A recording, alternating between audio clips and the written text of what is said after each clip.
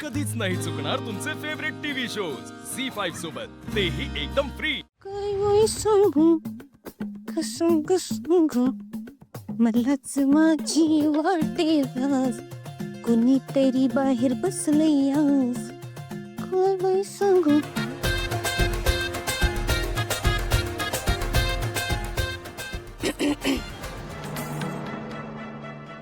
मला बोलवलं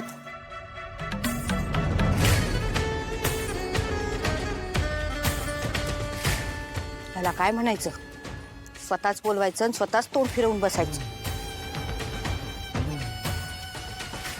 तुम्हाला आता आमंत्रण किंवा मानपान लागणार आहे का? माझं एक काम आहे तुझ्याकडे. कामं खूप येतात मला. असं जगात कुठलंच काम नाही जे मी करू शकत नाही.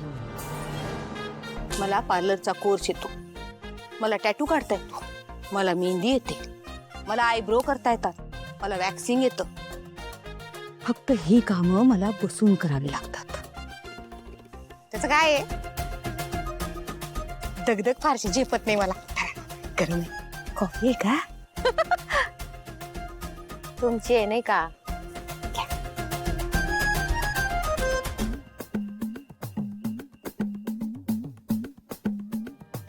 तुला फक्त बोलायचं काम करायचं. बोलायचंय?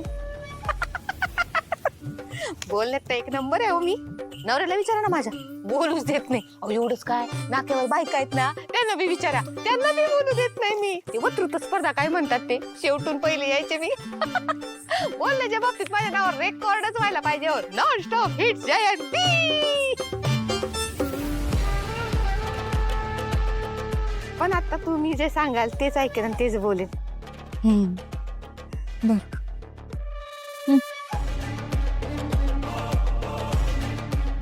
मला सांग, तुझं आणि सावलीचं फार काही बरं नाही ना?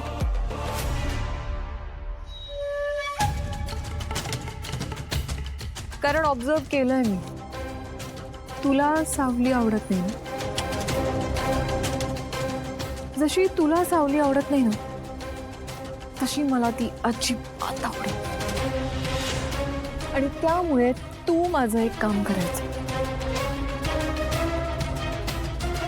सांगा काय काम करायचं, करते ना. तुला सारंग आणि फॅमिली समोर हे म्हणायचंय, सावली जगन्नाथच्या प्लॅन मध्ये इन्व्हॉल्ड आहे असं सांगायचं.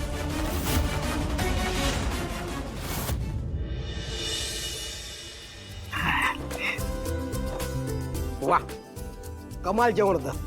काहीतरी स्पेशल होतं आज. पण सारंगला जेवण आवडलेलं दिसत नाहीये. पण सारंग काहीच बोलला नाहीये. नाही नाही भैरवीजी, असं काही नाही. आवडलं मला जेवण, छान होतं. बर, त्याला ना खरंच आवडलंय जेवण, पण त्याला एक सवय आहे, तो ना जास्त कौतुक करत नाही.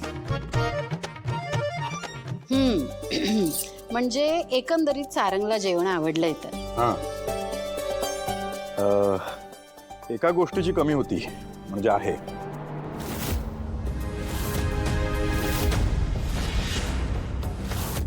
आणि हे मी तुला विचारत नाही, मी तुला सांगते की हे करायचं. आणि हे डील मी तुझ्यासोबत करते. ह्या कामासाठी तुला हवं ते देणे.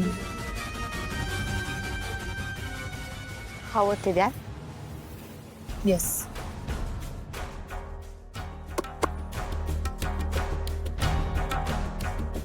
नीट बोल, काय ते?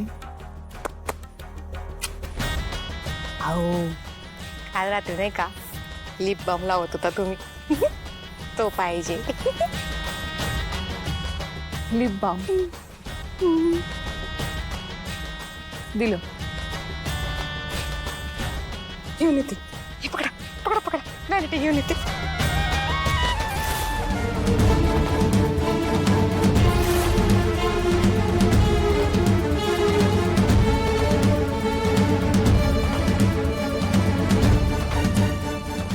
काय सांगशील सगळ्यांना?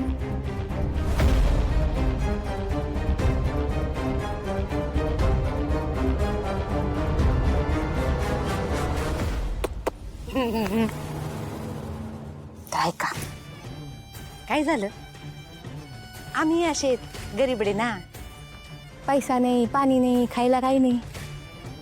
तर आमची सावळी दिखायला बेताची, त्यामुळे कोणी पसंतच करे ना. ओ पुढे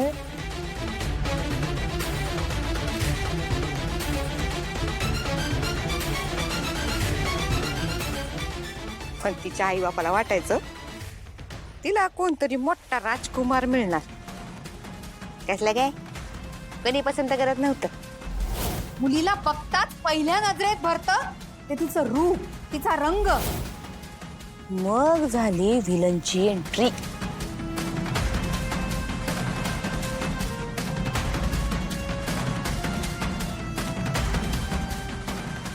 ते देणार ते आले हो. मेनूंच्या कार्यक्रमात भेटते दोघं जण. ती सावळीला सोडायला घरी आले. त्यांनी पाहिलं हे लोक एकदम परिस्थितीने गांजलेले आहेत, यांना आपण गोळ्यात घेऊ शकतो. मग काय पोरगीच मानली की ओ सावळीला. त्यांनी ठरवलं हिचं लग्न मीच लावून देणार. मी सावलीच्या लग्नाची जबाबदारी घेतली तर तुम्हाला काही हरकत असेल का?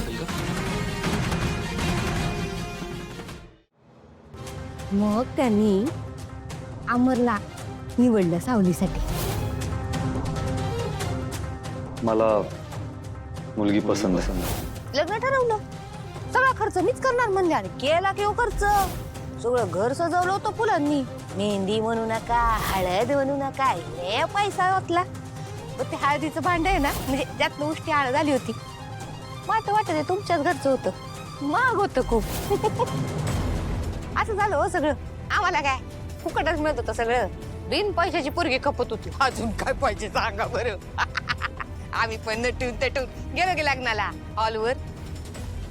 तिथं गेल्यावर कळलं अमर बी खोटा, तिचे आई बाप बी खोटे. पुढं काय काय घडलं ते तर तुम्हाला माहितीच आहे. सावळीच्या जाऊबाई.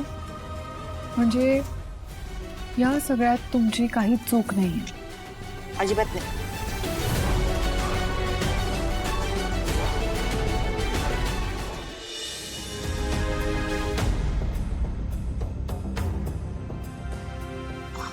सॉरी, म्हणजे आमच्याकडनं काही राहिलं का?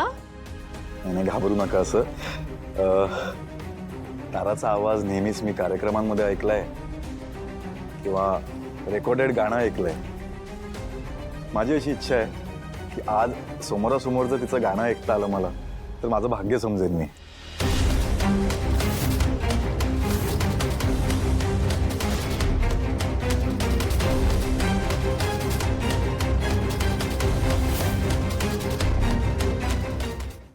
झी5 ॲप डाउनलोड करा आणि पहा सर्व एपिसोड्स एकदम फ्री.